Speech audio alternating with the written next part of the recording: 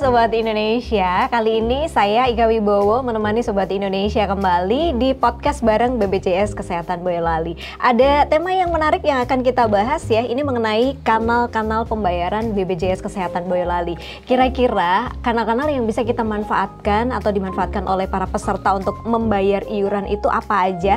Nanti kita akan tanya langsung kepada narasumber kita yang sudah hadir sekarang. Ada Kepala Bidang Perencanaan Keuangan dan Pemeriksaan BPJS Kesehatan Boyolali, Pak Heru Sujahyo. Pak Heru. Halo Mbak Ika.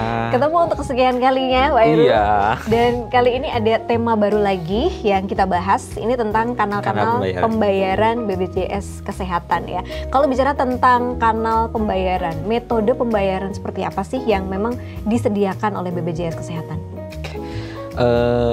Gini Mbak Ika, saat ini itu kanal pembayaran iuran JKN itu sudah sangat mudah dan sebarannya itu sudah sangat banyak di Indonesia. Kita sudah mungkin ribuan ya. Nah, kanal itu sendiri ada beberapa macam. Jadi ada PPOB tradisional, ada perbankan, e-commerce, ada retail merchant gitu. Oke, banyak sebenarnya ya pilihan-pilihan yang dihadirkan. Kita tinggal pilih aja teman-teman. Dan apakah BPJS ini sudah didukung oleh metode pembayaran digital? Pasti ya. Kalau untuk pembayaran digital sebenarnya sudah pasti. Sudah pasti. Ya, jadi untuk pembayaran secara digital itu bisa melalui perbankan maupun non perbankan. Kalau yang untuk perbankan nanti teman-teman bisa melalui bank yang sudah kerjasama dengan BPJS Kesehatan. Bisa ke bank langganan, boleh yang non perbankan. Kalau yang non perbankan itu bisa melalui GoPay, OVO, JDID, Tokopedia, Shopee dan lain-lain. Oke, udah lengkap ya, sudah. Baru ya.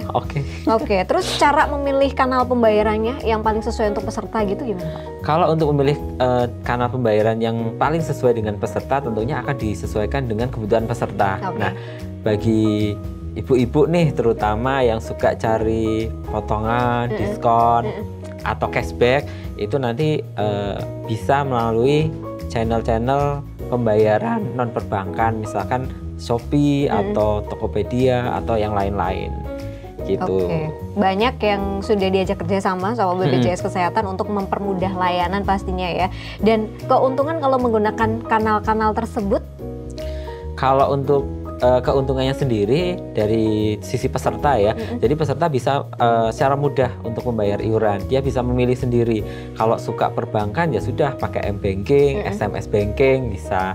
Namun kalau dia yang sudah terbiasa dengan aplikasi fintech atau retail ya silahkan bisa melalui aplikasi yang ada atau di dalam gadgetnya peserta gitu. Oke, dan itu bisa 24 jam 24 jam bisa. Ya. Jadi udah nggak ada alasan lagi nih buat telat-telat pembayaran atau menunda-nunda atau bahkan sampai nunggak gitu. Tapi ini mungkin jadi pertanyaan atau problemnya beberapa peserta juga ya. Kadang kan mereka tuh ada yang memang karena alasan satu dan lain hal telat atau nunggak gitu. Kalau memang udah telat atau nunggak ini terutama, bisa diaktifkan kembali nggak sih Pak? Oke, untuk peserta yang non-aktif karena menunggak iuran. Jadi untuk pengaktifan sih peserta tinggal melakukan pembayaran iuran tunggakannya beserta iuran bulan berjalan.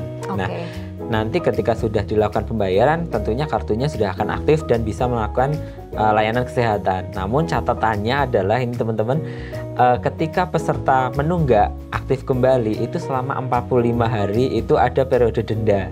Dendanya hanya untuk yang pelayanan rawat inap.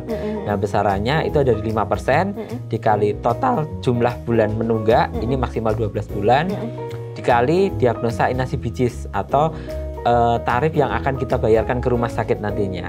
Nah, besarannya ini maksimal nanti 20 juta Mbak Ika.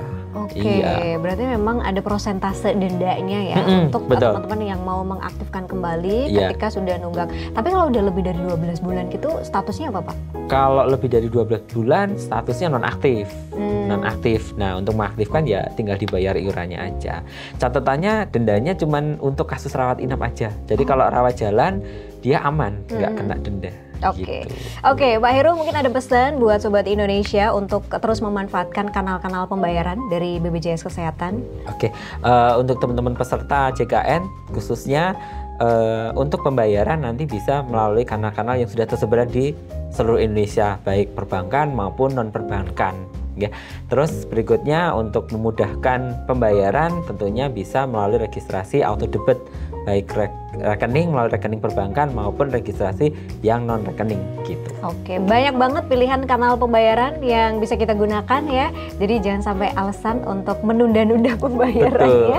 Habis ini Sobat Solopo, Sobat Indonesia bisa langsung aja memanfaatkan semua kanal yang ada. Oke Pak Heru, kita tutup podcast kita kali ini dengan tagline dari BPJS Kesehatan Boyolali. Mudah, cepat, dan setara.